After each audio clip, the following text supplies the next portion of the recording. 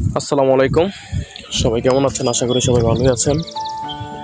তো আমি আজকে এসেছি আমাদের বাড়ির পাশেই একটা বিশাল বড় একটা বিল, গ্রাম অঞ্চলে এটাকে বিল বলা হয়।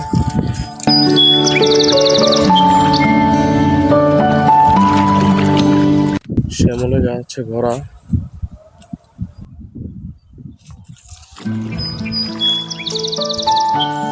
তো এখানে আবার ফুলকপি চাষ করা হয় সামনে, আপনাদেরকে সামনেটা দেখাই।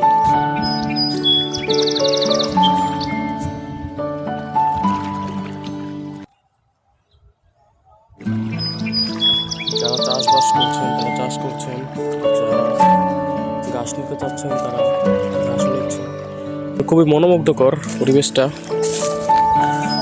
দেখে আসলে